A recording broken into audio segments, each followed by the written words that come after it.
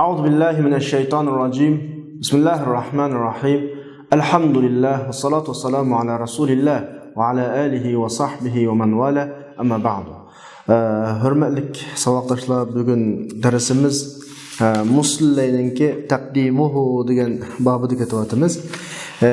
Kundagi odatimizga o'xshashlar bugun bu darsni boshlashdan ilgari darslarni bir qur aslab o'tamiz. Biz kitobimizning boshida fasohat balog'at haqida to'xtaldik. Fasohatning so'zda topiladigan 3 sharti, kalamda topiladigan 3 sharti va balog'atning kalamda topilish umumiy ahvoli bu so'zlanib o'tgan kunda takrorlayapmiz. Undan keyin biz kitobimizni cho'ng jihatdan ilmul maani va ilmul bayon deb 3 ga bo'lgandik.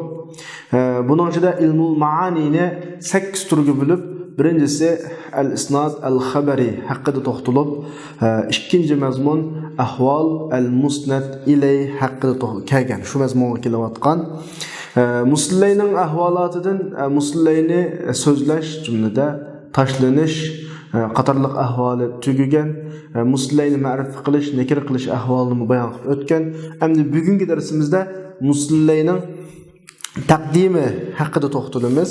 Biz oldingi soatlik darsimizda musliminning taqdimi haqida Abdurninki va shuningga ergashib Abdul Qohir Jurjanininki bagan tushunchalar bo'lib, jami 5 mazmunni so'zlab o'tgan. Musliminning muqaddam qilinishi 5 sabab tufaylidan bo'ladi deb kelib, birinchisida jumlada asli o'g'anlik uchun boshqa talab yo'q, boshqa bir uning taqdim bo'lishini taqdim bo'lmasligini taqozo qilgan, taqdim bo'lishiga qarshi bir cheklama yo'q. Ikkinchisi samining zehnida qanaqa qilish xabarninki jumlaning mazmuninki o'rnishi. Uchinchisi samiga qarta xushallik yoki g'amkinlikni oldirtish. To'rtinchisi bak muhim xotiradan faqat yo'qolmaydi degandek bir xil mazmunlar so'zlab, beshinchisida Abdul Qohirning nihoyat esil mazmunlarini o'tirib qo'ygandik. Abdul Qohirning mazmunlaridan birisi jumlada muslay muqaddam bo'lgan bir necha shakl var. Bu shaklni biz oldingi soatda 4 shaklga bo'lgandik. Nafiydan keyingi muslay, musnad fe'l, nafiy muslaydan keyin kelgan musnad fe'l, nafiy musbat, ya'ni muslay musbat, nafiy yo'q. Musnad fe'l, muslay nakira, musnad fe'l bo'lgan 4 xil shakldan chiqadigan, shu 4 xil shakldagi muslayning taqdimi ifodalaydigan taqviyatul hukm yoki taxsis roli shu mazmunlarni so'zlab o'tgandik. Buningga qarata Sakaki rahimahullohning ba'zi e'tirozlarini ham so'zlab o'tgan va Sakaki rahimahullohning e'tirozi jarayonida ketgan ba'zi bir qism xatoliklarni kitobda xato deb qaragan taraflarga biz raddiya berib adresini oxirlashgandik. Hamda yana shu o'zimizning gapini davom qilamiz. Musliminingki muqaddam qilinishi ifodalaydigan mazmunlar. Men bir gapni tunligin oldingi soatlik darsda deb o'tgan. Bugun bir takrorlayman. Musliminning muqaddam bo'lish to'g'ri yuqori deyotgan fikrlarning hammasi shu musliminingki har xil jumla shakllaridagi muqaddam bo'lish holatlariga qarata deyilayotgan gaplar qanaqadir bir xil holatda bo'layotgan ixtilof emas. Abdul Qohir rahimahullohninki o'tirib qolgan fikri ma'lum bir shakllar, ya'ni 4 shakl dedim ya men. Shu shakllarda bo'lgan bo'lsa, ana bugungi eng muhim deb qaralayotgan Ibn Malikning fikri yana bir qism shakllarda qanaqadir gaplarga qarshi yoki gaplardan boshqa gap emas. O muslimlar muqaddam bo'lgan bir bilik jumla shakllari bo'lib qolsa, ammo muslimlar muqaddam bo'lgan bir bilik jumla shakllari hammasi o'zi bayqagan taraflarni o'tirib qo'yadi.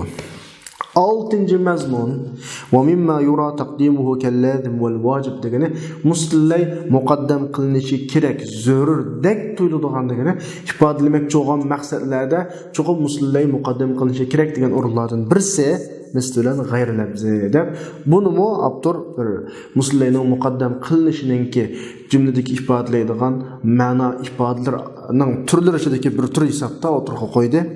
Masalan, misluka la yabkhal ghayruka la yajud degan jumlaga o'xshash adati normalda sizdek odam baxillik qilmaydi demoqchi bo'lsa, adat biz normal turmush so'zlarimizda ishlatamiz, voy siz degan unda qilmaysiz ya deb qo'yamiz. Buna deganlik desa, faqat mishadagi muddao shu odam shuni qilish kerak degandan iborat ma'no onun sırtıga ötmeydi. Şoň Abdurmayada buna degenlik enti la tabkhal enti tajud degan gap muhatapning g'ayriga gapni daratmasdan. Yani gap daratishni ta'riz degan gapni tekkizishni iroda qilmasdan. Gap uning chiqmaydi. Faqat gap muhatap bilan qaratilgan vaqtda misli bilan g'ayrini ishlatib muslay muqaddam qiladigan ahvollar ham bo'ladi.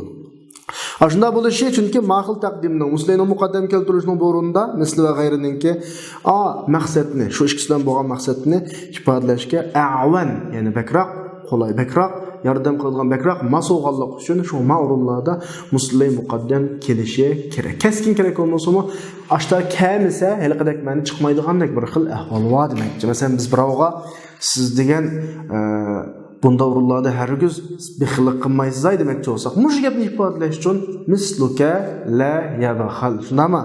G'ayruka la yajud. Masalan, siz mashqalar hargiz saxiylik qilmaydi. Maqsad boshqa emas, oldiki odam. Mushta bir hukmlarni ifodalashni mushkil shaklda ishlasak bo'ladi. Bu bak muhim gaplar emas, ham bizdan bak yiroq emas bu yerdagi masala. Hem de dilin dedigini Digüce İbn Malik ve bir birlik ulamalarning gibi bir yerde yeni mazmunun birisi oturup koydu. Yani musullayın muqaddam kılındıgan bir şekiller var. Şu şekillerde çıkıdığan bir mana ifadelerinin ahvali. Ama aldılar sizlerge kitaptaki bu meselege çökeşini ilgirlandı. Yani İbn Malik rahimahullah'ın bir yerde oturup koymakçı olan musullayın muqaddam bulduğun cümle haleti musullay kul bilen başlanğan muslay kul bilan boshlangan muslay bo'lib, mushu kulninki jumlaning beshida kelgan va jumlaning oxirida kelgan holatdagi ifoda farqlari. Masalan, kullu talib lam yajtahid. Lam yajtahid kullu talib. Mush ikki jumladagi kullu talib jumlaning oldiga o'tib kullu talib lam yajtahid deb kelgan jumla shakli bilan lam yajtahid kullu talib degan jumla shaklininki ma'no ifoda farqi. Mushuning ma'no ifoda farqini ayirish uchun kulni eliyotgan holatda, ya'ni talib lam yajtahid talib degan ma holatda qanday ma'no chiqadi? Kul kirgandan keyin bu yerda qanday o'zgarishul degandek mush ahvollarni Ibn Malik rahimahulloh bizga tövendeki fikrida gapirdi. Hamda mazmun asli tas emas. Kul jumlaning oldida kelgan xabar nafi fil xabar bo'lgan, manfi fil xabar bo'lgan bir shakl bu formula. Qaytib bir desam kullu talib lam yajtahid degan formula. Kullu talib deb oldida kul kelgan xabar bilakda fiil manfi shaklda kelgan bu bir formula. Mushuning muslayni ilgiri va kin qilishdagi jumlaning ma'no ifodalash farqi. Bunda jumla intan ko'p uchraydi. Payg'ambar alayhisolatu vasallam haliqi peshin mo'yaki asrmo bir 4 rakatlik namozni 2 rakat o'qigan bir hadis va Rasululloh 2 rakatdan keyin uy kirib ketganligidan hech qaysi sahobalar gap so'rashga petnaman. Chunki vahid tushib turadigan bo'lg'achqa balkim 4 rakat namoz 2 rakat o'qigan bo'lishi mumkin. Yakun qolgan bo'lishi mumkin. Har xil ehtimol va degan bir farazda hech kim so'rashga petnamagan vaqtida bir odam kelib Rasulullohdan "Ya Rasululloh, aqusiratus salat am nasita?" Namoz ashta 2 rakatga qisqartildimi yoki unutib qoldimmi degan vaqtda Rasululloh "Ya, qisqartilgani yo'q, men unutib qoldim." Chunki Rasululloh 4 rakat o'qidim deb o'qiydi-da uni. Mushuni ifodalash uchun bu emas degan yoki bo'lmadi, bu bo'lmadi degan ifodalash uchun qanday ibora ishlatdi Rasululloh? Kullu zalika lam yakun. Kullu zalika lam yakun. Mushayda kul kelgan mustillaydanki jumlaning beshida kelgan va lam yakun deb manfi shakldagi filning xabar olib kelgan mushu jumla shaklidan qanday ma'no chiqadi deganni biz bahs qilyapmiz hozir. Bahs qilyapmiz. Agar kul kelmasa qanday hukm chiqadi? Yoki kul kelgani shu mustillay bilan jumlaning oxirgi tarafida lam yakun kullu zalik deb gap qolsa qanday hukm chiqadi? Buni biz hamdaliqi o'zimizningki Uyg'ur tilida qarasak bizga necha 10 pul berdi dadimiz aytganda biz kashti kelgandan keyin qani pul haydab bo'ldingmi desa kullu darahim lam akhuz masalan pulning hammani qanaqa qildim olmadim lam akhuz kullu darahim lam akhuz kullu darahim mana shaklda yoki kullu darahim lam yantahi kullu darahim pul tugirma pulning hammasi tugumidi. Kullu darahim lam yantahi. Shundami? lem yentehi kullu darahim. Pulning hammasi tugmadi. Misol inchki bir nuqta bor. Kullu darahim oldida kelgan va kullu darahim keyinda kelgan. Matematikning hammani idangma lam akul kullu ta'am. Kullu ta'am lam akul. Qaranglar, men tamoqning hammani yedim. Tamoqning hammani yemedim. Tamoqning hammani yemedim. Bir xil Uyg'urchada ifodalashda qiynalamiz bu yerda. Ammo o'ylasak, birisi kullu ta'am beshida, birisi oxirisida. Tamoqning hammani yemedim. Tamoqning hammani yemedim. Normalda Uyg'urchadan derak tamoq degan oldiga surgul olmaydi emasmi? Mayada ana mushurullarda bir inchki bir ifodalar var. Dal Ibn Malikning bizga bergan demak cho'qini shu muslay kullan boshlangan muslay bilak jumlaning 5ida kelsa boshqacha ma'no ifodalaydi. Oxirida kelsa boshqacha ma'no ifodalaydi. Degan mushu gapni o'qitamoqchi emas. Ana bo'lsa, ana bu asli hozir deganda qiyin emas, tushunish emas. Masalan, endi bir misol olsam, kullu tullab lam yahdur. Hamma o'quvchilar kelmadi. Lam yahdur kullu tullab. O'quvchilarning hammasi kelmadi. O'shada hamma o'quvchilarning hammasi. Hamma pulning hammasi. Hamma tomoqning hammasi. Uyg'urchada mushuncha farqlanadi bo'ladi. Hamma tomoqning hammasi. Hamma o'quvchining hammasi. Mayda farqlanadi. Arabchada shu kul kirgan muslay ya 5 bo'ladi, ya oxiri mushnu orqali farqlanadi. Ana qanday farqlanadi bu? Uyg'urchadagi osh farqdan qanday o'qim chiqadi, meyadagidimi qanday o'qim chiqadi degan masala. Va hozir nechira dedim bu gapni qiyin emas asli. Ham bu yerda qiyinlashayotgan bir ish bor. Ya'ni mushu balog'at ulamolari misha kelgan vaqtida mushlarni ifodalashda bir xil mantiq atalg'ularini ishlatib qo'ygan bir o'rin bor. Mishalki muslay deganni mantiq atalg'usi bo'yicha mavdu deb atab, musnad deganni mantiq atalg'usi bo'yicha mahmul deb atab, kul kirgan holatni bir xil mantiq bo'yicha atab, kul kirmagan holatni mantiq bo'yicha masalan kul kirmagan holatni muhmil deb atab, masalan manda shaklda atagan bir yer bor. Mushu tufaylidan ya'ni kul kirgan holatni kulli, kul kirmagan holatni muhmila, bo'lishliqni mujab, bu sizni salib deb atagan yer bor. Faqat meyadagi ilashtiradigan narsa kul kirgan muslaylarning oldida kelgan bilan keyingi holatni selishtirish. Kul kirmagan holat bilan kul kirgan holatni selishtirish degandek bir xil ifodalarni selishtirish orqali bir ma'noni apamoqchi bizga. Ammo shu ishlatilgan mantiq atalg'usi bizni sal elishtirdi. Shu o'quvchilar ma'noqni intayin kallasini zirak tutish kerak. Navoz qaranglar kitobga. Vaqad yuqaddamu al-musnadu ilayhi. Muslay ba'zida muqaddam qilinadi. Makalanda burun gapni tashlab etdi, bir formula ekanligini. Chunki u umumni ifoda. O'g'anda men bayatni bekaga tushundim sizlarga. Mushu formula dal kullu tullab lam yahdur degan. Ya'ni kullu tullab lam yahdur degan formula. Ya'ni o'quvchilarning hammasi kullu talib lam yahdur. Har o'quvchi hammasi kelmadi. Kullu inson lam yahdur. Mushu umumni ifoda etdigini bu yerdan kullu fard ma'no chiqadi. Umum deganni kullu fard deb tushunsangiz bo'ladi. Ana buni Uyg'urchada qanday tushunamiz desa, shu kul o'z ichiga olgan har bir ma'no to'liq iroda qilinadi degan gap. Men qayta tushuntiraymi?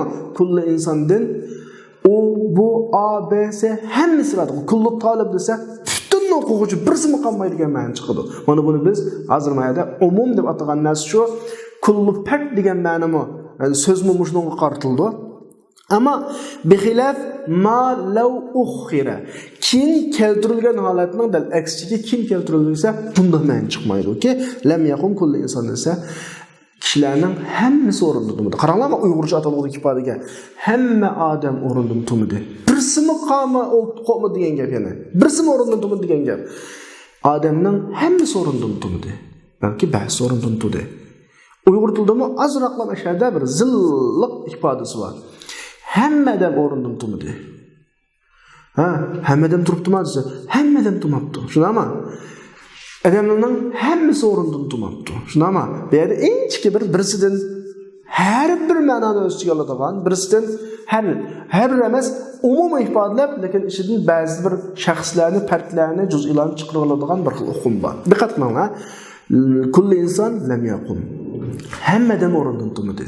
Hammadan turmadi, ba'zi turdi. Lam yaqum kulli inson. adamlarning hammasi o'rnidan turmadi. Kullu inson lam yaqum, adamlarning hammasi o'rnidan turmadi.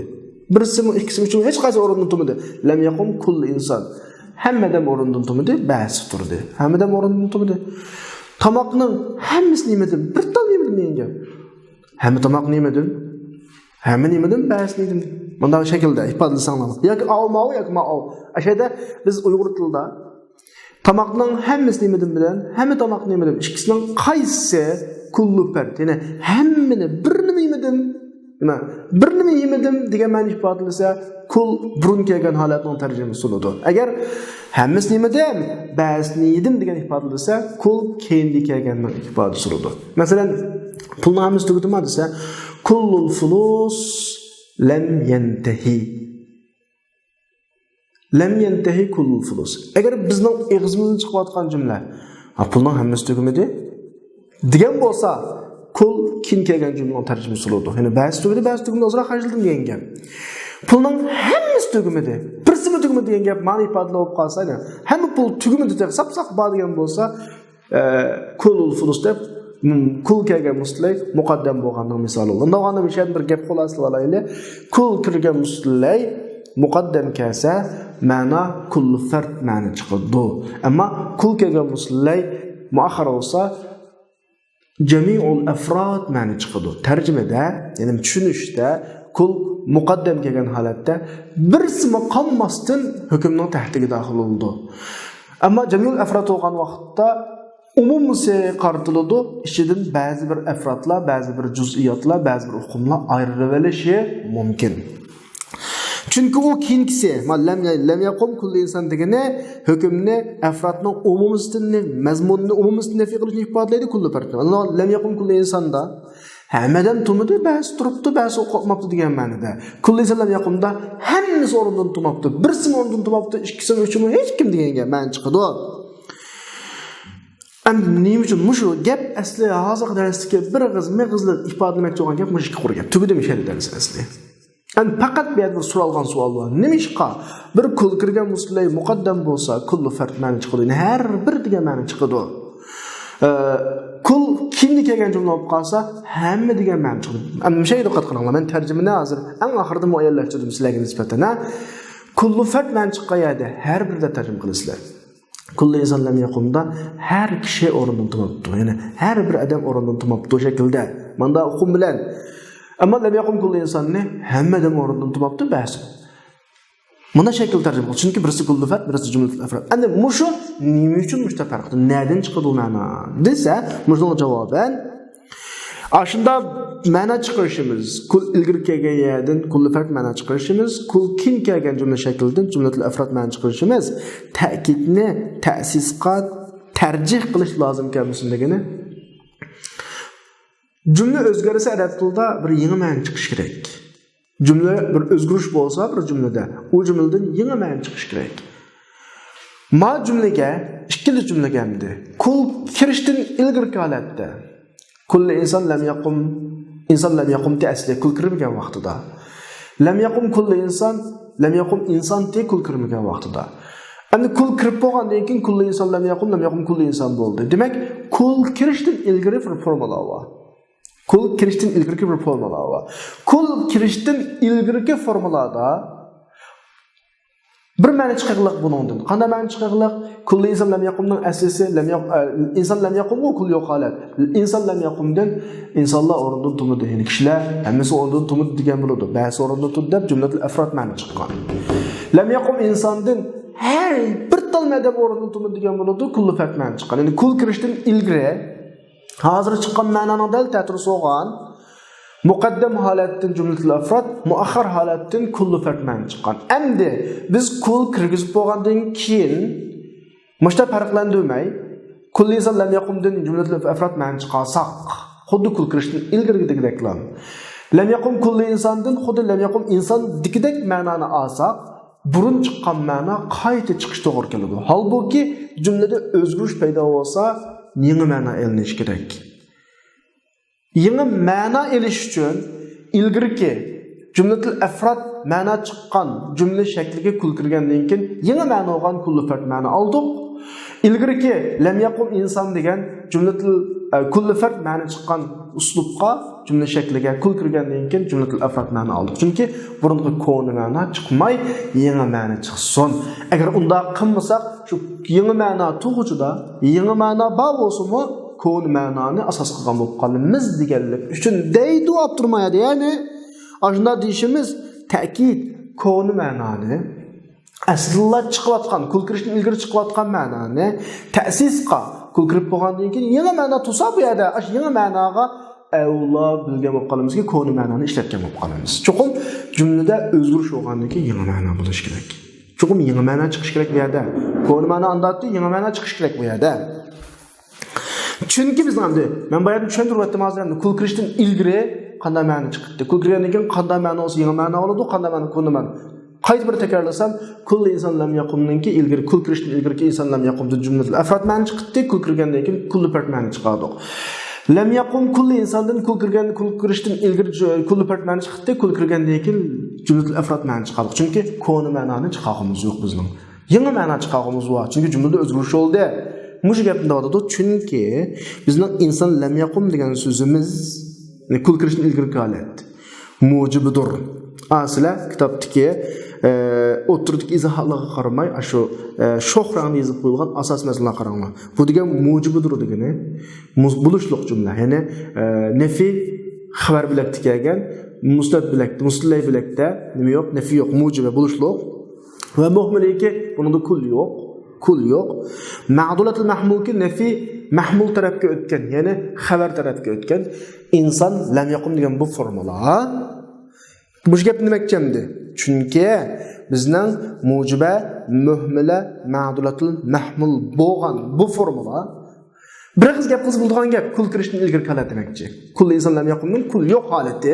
Buni shu mantiq atalg'usi bo'yicha mujiba, muhmila, ma'dulatul mahmul deb atadi. Nimishqa mujiba deyishimni keyingi izohat qaranglar. Chunki hukm buningda turmaslikning insonga subut bilan hukm qilingan, ya'ni 5da manfi yo'q. Jumlaning 5i manfi bilan boshlanmagan, musbat. Muhmil deyishi chunki uningda mahkumun alay bo'lgan muslayning afrodining kimiyatining bayoni quyutilganligini bayon qilinmagan, ya'ni kul yo'q yerda, kul yo'q. Ma'dulatul mahmul degan chunki lam bo'lgan nafi harfi mahmuldan bir juz'iy qilinganki, nafi mahmulga o'tkazilgan. Ma'dulatul mahmul degan shu demak, kul kirishdan ilgirki lam yaqum inson lam yaqum degini mush formula nimaning quvvatida desa saliba juz'ining quvvatidagi salib juz'iy qaysi salib deganimiz jumlaning 5i nafi bilan boshlangan lam yaqum juz'ining quvvatidagi salib juz'ining quvvatidagi bu salib juz'i hukmni majmuatul jumlatul afroddan nafi qilishni taqozo qiladi. Kullu fardin nafi qilmasdan. Demak çoğunu lam yaqum, inson lam yaqum degan formula nimaning hukmida desa jumlatul afrod ma'nosida. Jumlatul afrod ma'nosida. Salibi juz'i degani jumlatul afrodni ko'rsatadi. Salibi juz'i degani jumlatul. Demak, gapni yengillashtirsak kulli inson lam yaqum demiz kulli fard ma'no oldi emasmi? Kul kirishdan ilgari jumlatul afrod ma'noda. Bu bir sabab. Oxiri davomlashtiraylik. Va li anna qawlana va yana ikkinchi sabab bizning lam yaqum degan so'zimiz saliba muhmila. Endi lam yaqum kulli insonning asliga qaytib qoldik. Lam yaqum kulli insonning bayatda jumlatul afrod ma'no oldi emasmi? Nima uchun jumlatul afrod ma'no olamiz bu lam yaqum kulli insondan? Chunki kul kirishdan ilgari lam yaqum inson degan salib muhim. Saliba deyishimiz lam bilan boshlandi, nafi bilan. Muhmila deyishimiz chunki insonning oldida nima yo'q, kul yo'q. Ma'vo salibi kullining qudidiki salibi kulli degan kulli partdan nafi qilgan. Kulli bayatni salib juz'isidan nafi qiladi, ba'zi degan gap. Salib kullining kulli part har shaxsdan ki nafini har shaxs nafi qilishni taqozo qilg'uchdi. Demak, cho'g'ini gapni xuloslasak, lam yaqum inson kulli fard ma'nosi bor. Inson lam yaqumning kulli afrod ma'nosi bor deb gap tugmadi. Nimishqa bu salibi kullining qudida bo'lgan salibi muhmildan salibi kulli ma'no chiqadi desa, uning mavduininki bu nakira mavdu, ya'ni inson nafining keladi kelganlik lam yaqum inson. Chunki nakira nafining kelsa umumni ifodalaydi, buni bilamiz endi. Yani nekire nefinin siyaqida ta'um umumni ifodalaydi. Gap mishada tugudi. Yig'inchoqlab qayta bir xulosalasak sadoqdoshlar, biz kitobning 5 degan gapimiz, Ibn Malikning degan gapi kullu inson lam yaqumdan kullu fard man chiqadi. Har bir odam o'rnidan turmadi. Lam yaqum kullu insondan hamma odam o'rnidan turmadi. Lekin ba'zilar o'rnidan turgan bo'lishi mumkin. Hammasi turmadi, ba'zi turdi degan ma'no chiqdi. Jumlatul afrod ma'no chiqadi. Nima uchun desa, chunki kul kirishdan ilgari dal aksi ma'no chiqadiki, inson lam yaqumdan solibi juz'iy ma'no chiqadi, ya'ni jumlatul afrod ma'no chiqadi. Lam yaqum insondan solibi kulli ma'no chiqadiki, ya'ni kulli fard ma'no chiqadi. Kul kirishdan ilgari solibi jumlatul afrod ma'no chiqqan. Jumlatul afrod ma'no chiqqan. Bu qurilmaga kul kirgandan keyin yana jumlatul afrod ma'no chiqishning o'rni yo'q. Koni ma'noni ochib yaqlamaydi. Yangi ma'no olish kerak. Kul kirishdan ilgari kulli fard ma'no chiqqan. Lam yaqum insondan kul kirib bo'lgandan keyin yana kulli fard ma'nosi aqlamaydi. Chunki koni ma'no bo'lib qoladi. Yangi ma'no olish kerak. Mushu 100 dan kul kirgandan keyin kullu inson lam yaqumdan kullu fard ma'no chiqadi, lam yaqum kullu insondan jumlatul afrod ma'no chiqadi. Nimishqa kul kirishdan ilgari ikkilasidan aksi ma'no chiqadi. Biz yangi jumla o'zgarishda yangilik hozir bo'lish kerak. Mushuning uchun ashta ma'no chiqadi deb nima Ibn Malik. Gap intayin nazuk gap juma. Gerçi bunun bu yerdagi delil keltirishlar yoki o'tchi yoki buchlarda xatolar qilishi mumkin. Abturning raddiya qaytirishi mumkin. Kulli fard ma'no chiqadigan, lam jumlatul afrod ma'no chiqadigan yo'l uslublarga raddiya qaytirishi mumkin. Ammo bu yerda bizning oladigan ahamiyatimiz nima desa, jumladagi shu formalarni qanday ma'nolash. Biz mayli oyat o'qiylik yoki hadis o'qiylik, boshqa kitob kiraylik, jumlaning muslay bo'libga kullan boshlansa, xabar bo'libki manfiy bo'lgan fil bo'lib qolgan vaqtida buningdan kulli fardini har bir degan ma'noni olsak, jumlaning muslay bo'libki kullan bo'lib jumlaning oxirida kelib qolsa, jumla manfiy fil bilan boshlanib qolgan vaqtda jumlatul afrod ma'no olsak, ya'ni hammasi deb o'lib uningdan ta'tirmani ba'zi emas degan ma'no, ba'zi unda emas degan ma'noni olsak, to'g'riligini bilib olsak, bizning bugungi darsdan olgan ahamiyatimiz ma'lum. Tadbiqimiz ma'lum bizningki. Kitob, oyat, hadislarni tarjima qilgan vaqtda asqatadigan qoida ma'lum. Ham buningga Abdur deyotadigu va huwa istidlalun fihi nazar. Kitob qarasanglar. Yuqorida Ibn Malikning ko'rsatgan dalili nazar va dalilligini misal aytgan to'liq mazmuni to'liq bo'lmagan dalil. Ham u dedim-ku bizga cho'ng munosabati yo'q. Ammo muhim narsa, hatto raddiya qaytirayotganlarmi bayatdanki ikki jumla qurilmasini ashta ma'no chiqadiganligiga qoyil. Unda ma'no chiqadi. Lekin nima uchun shunda ma'no chiqadi degan yer ko'rsatayotgan raddiya bo'lishi mumkin. Qani qarab baqsaq bo'ldi oxiriga. Ya'ni Abdur hozir Ibn Malikning ko'rsatgan daliliga raddiya qaytarmoqchi. Bir aslab o'taylik. Ibn Malik kul kirishdan ilgari bir ma'no chiqadi. Kul kirgandan keyin dal boshqacha ma'no chiqmasa, dal shu ma'noni o'zini chiqarib qo'ysak, ko'n ma'no bo'lib qoladi. Davotdi. Ma raddiya qaytarganlar kulli inson lam yaqumdan kulli fard ma'no chiqishiga qarshi emas. Faqat gapga qarshi davotdiki, chunki magap nazar va nimishqa? Chunki birinchi suratda, qaysi suratda mujibi muhmili ma'dulatul mahmul, ya'ni inson lam yaqum degan shaklda majmuatun nafiy qilinishi, jamiul afrod, jumlatul afrod ma'no chiqishi, va ikkinchi suratda solibi muhmiliki lam yaqum inson degan shaklda kulli farddan nafiy qilinishi, ma'nodan kulli fard ma'no chiqishi, ma'no chiqadi qo'ya. Bu ma'noni kul isnod qilingan narsaga qilingan isnod ifodalaydi. Hey, kul kirishdan ilgari lam yaqum o'zining oldidagi insonga kul kirishdan ilgari lam yaqum o'zidan keyingi insonga isnod qilingan. Endi kul kirgandan keyin tabiiyki isnod muzofillaydan muzof qolmishidi. Inson lam yaqum degan lam yaqum burun insonga isnod qilingan bo'lsa, keyin kulga isnod qilindi. Lam yaqum kulli insondagi lam yaqum o'zidan keyingi kulga isnod qilingan bo'lsa, kul yo'q vaqtda lam yaqum isnod qilindi. Masalan, ko'ni ma'no chiqib qolgan, uni chiqaraversak, ko'nining davomlashtirgan bo'lib qoldi ekanmiz, yangi ma'no chiqarmagan bo'lib qoldi ekanmiz. Shunlashqa ma'no ma'ni bildiqay yo'q bu yerda. Masalan, isnod almashganligi ma'no almashudi. Ma'no tabiiy o'zgardi bu yerda, davotdi hozir. Unda olgandan keyin vaqad zalika bil isnadi ilayhi. Endi kul isnod qilishdan yo'qaydi u gap bu yerda. Qanday ma'ni chiqarsak, isnat orqali bo'ladi. Qanaqdir o'zimiz voy mao ta'kidlab qoladi ekan. Mao ta'sis ma'ni chiqarildi, ya'ni ma ko'ni ma'ni olib qoladi ekan. Ma yangi ma'ni chiqarildi demasak-mo, isnat olmasa tabiiy ma'ni almashidi.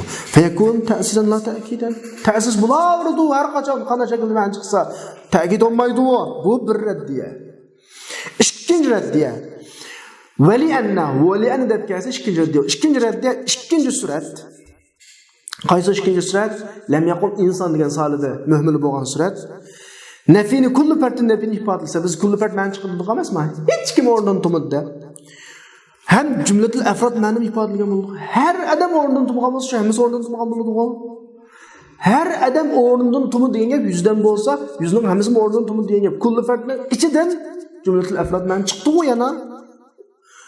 Hamda kul فإذا حملت كل على الثاني عند كل كرجندين كين كل إنسان لم يقم كل إنسان ده جملة الأفراد ما عندش قادة قناس ما كل كين جمعناها حملة قنصان جملة مجموعة الأفراد النبي قلنا جملة الأفراد ما حملة قنصان بهذا كل تأسيس لغة مولود سيز تأسيس ديانو يعني بمعنى çünkü كل كريشتو إلغري جملة الأفراد معنى çıktı siz degan doktor onun siz muqayil لم يقم إنسان جملة كل فرد معنى çıktı كل فرد معنى çıkka yani جملة الأفراد معنى tabii var çünkü her adam o'rnidan turmadi degan gap hammadan o'rnidan turmadi degan gap bo'ladi tabii endi kulni akirib bilan jumlatul afrod ma'ni chiqarsangiz yangi ma'ni bo'lmaydi çünkü ilgirim batdi o deydi ilgirim batdi o balki o ta'kidin burunqi ma'noni takrorlash oldi bu hisobda. Burunqi ma'noni takrorlash oldi bu hisobda. Bu ikkinchi raddiya. Bu yerda sizdan ta'sis degan gapingiz xato chiqdi. Uchinchi raddiya vali annamda oldin dalil keltirishdiki xatoliklar. Chunki nakir manfi degani lam yaqum inson. Amman chiqsa am bo'ldi demasmi? Lam yaqum insondan. Oyatdagi na'am deb bo'lgan bizning kitobning basmasi xatolik ta'ummu. Nakira manfidin kin kelsa, ya'ni men nafidin kin kelsa, nakir manfi bo'lib qolsa, amman chiqadi, kullu part man chiqadi emasmi? Abdur boya. Ya'ni Ibn Malik boya dedi-ku, ash gapga qarata, chunki nakir manfi am bo'lsa degani kullu part man chiqsa, lam yaqum inson degan so'zimiz salibi kulli bo'ladi. Chunki hech kishi qo'ymaydi degan gap ma'ni jihatda kulli ma'no, hammadan qo'ymaydi degan gap bo'ladi. Bu muhmil emas, siz uni solibi muhmil deb atadingiz u yerda. Bu atashda xatolik bor. Deb İbn Malikning dastlab o'tirib qolgan gapi xato emas. Shu men darsning oldidan davoldim sizlarga. Bizning oladigan yerimiz shu. Darsning mazmunining tugayi shu. Lekin ashu gapni ko'rsatgan dalillarda, istidlollarda tutib qoldi. Abdur dalil ko'rsatgan dalillarga ta'sir yetkazdi. E'tiroz bildirdi. Ammo asosiy ma'no. Ya'ni bizga asqizdigan yer nima desanglar, kul kirib qolgan muslimlar jumlada 5lik kelib qolsa, kulli partmani chiqadi. Kul kirib qolgan muslimlar jumlaning oxirida kelib qolsa, jumlatul afrod ma'ni chiqadi. Mushtaram tushunib olsak bo'ladi. Bu gap shuni bilan oxirlashdi. Endi Abdul Qahir rahimahullohninki muslimlar shu kul kirgan muslimlarni muqaddam qilish haqida o'ziga bir fikr va anglab boqayli. Abdul Qahir rahimahulloh deydi, "Ma yangi gap, agar kul nafining keyniga kirguchi bo'lsa, ya'ni bi'an degani u kul nafining odatidan muaxxar qilinish orqali degani kul kirgan muslimlar bilak manfi bilakdan muaxxar bo'lsa, ya'ni lam yaqum kulli inson bo'lsa masalan Mutanabbininki ma kullu ma yatamanna al-mar'u yudrikuhu tajri ar-riyahu bima la tashtahi as-sufun degan bir she'r bor. Yoki bayatdan lam yaqum kulli inson desak bo'lardi. Ma she'rini tarjima qilsak ma kullu ma yatamanna al-mar'u yudrikuhu inson orzu qilgan narsani hammasini topalaydigan ish yo'q.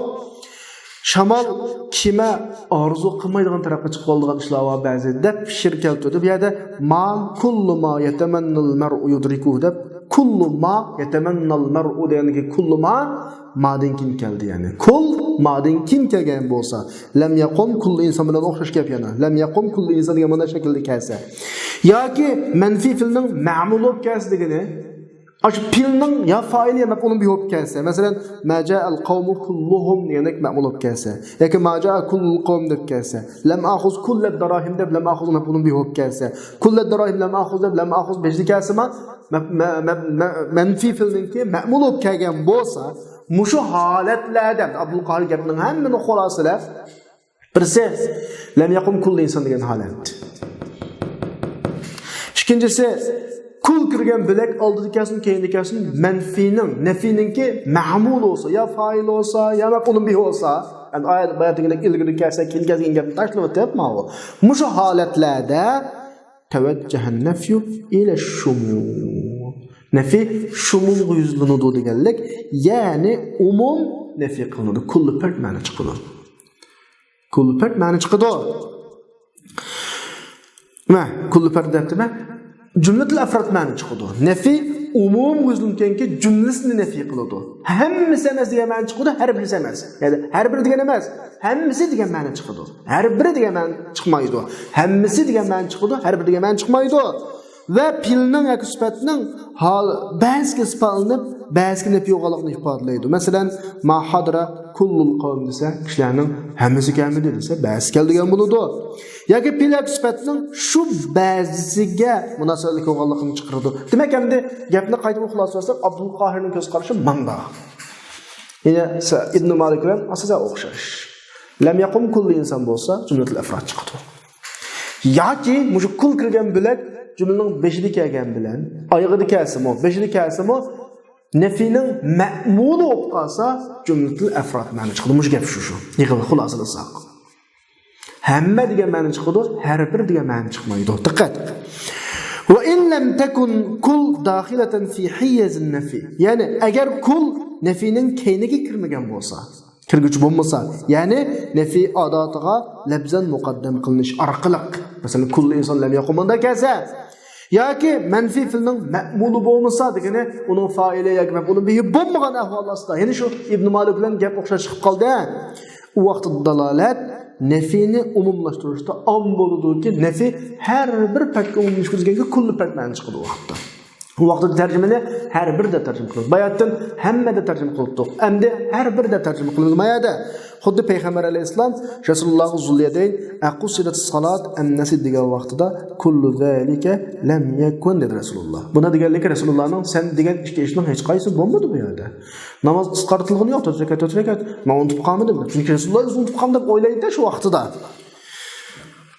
Yana bir she'r va masalan ala hada an-nahw min shumul an-nafi. Nafini umumlashtirish degan qabiladan bir she'r va Abi Najmning so'zi qad asbahat ummul khiyana tad'i alayya dhanban kulluhu lam asna'i. Ummul khiyar har kun menga bir muncha gunohlarning hammani da'vo qilib tanatqizdi. Kulluhu lam asna'i. Men hech qarsini qilmadim. Bir nima qilmadim, ikki nima qilmadim, uch nima hali uni qilding deydi, hali buni qil. Men hech qarsini qilmadim deydi. Demek ki muşiyada kul beşidi geldi. Ya ki lem esna'nın kullahu deb mef'ulun bihi olub zarur qılmıdı. Manda haletlerde kullu farkman çıkıyor. Endi meşege vaqtda tahmini qilsin uchun bir oddiy misol beraylik. Kullu ta'am lam akul. Kullu ta'am lam akul. Qanaman chiqdi? Tamoqning hech qasini yemedim degan bo'ladi. Kullu fulus lam yantahi. Pulning hech qanday tugmadi degan bo'ladi. Birsimi tugmadi, ikkisimi tugmadi, uchimi tugmadi degan bo'ladi. Bu bir.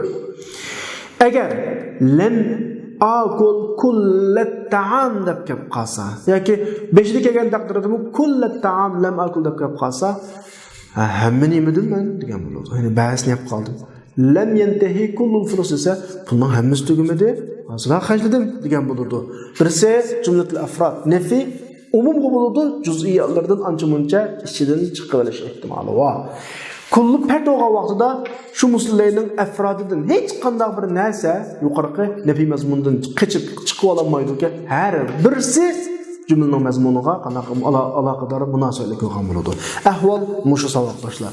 Yana bu yerda Ibn Malik rahimahulloh va uning keynidan bayon qilgan Abdul Qahir rahimahullohning demakchi bo'lgani mushu gaplar boshqa narsa emas. Yani muslay kul kirib jumlaning oldida kelsa, nefi keyinda kelsa kullu pert.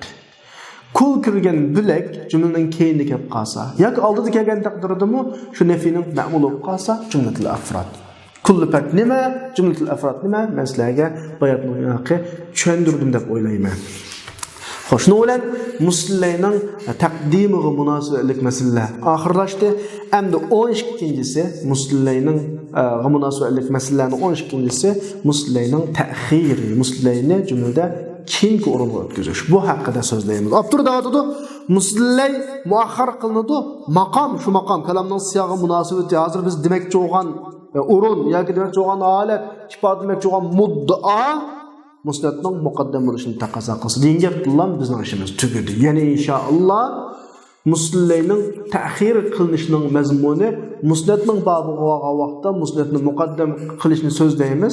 Tabiiyki musnat muqaddam qilinsa muslay muakhar qilindi. Shu vaqtda musnatning muqaddam qilinishining butun sabablari musnat muqaddam qilingan jumlalardagi butun ifodalar, uslublarning hammasining ifodalaydigan uqumlari dal hozirgi muslayning muakhar qilinishiga tatbiqlansa bo'ladi. Shunga bu dars kinki mazmunga havola bo'lib qoldi.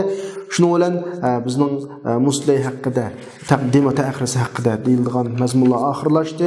Bugungi darsni shu to'xtab turamiz. Kelasi soatlik darsni inshaalloh keyin davom ettiramiz va axiru da'vana alhamdulillahi robbil alamin.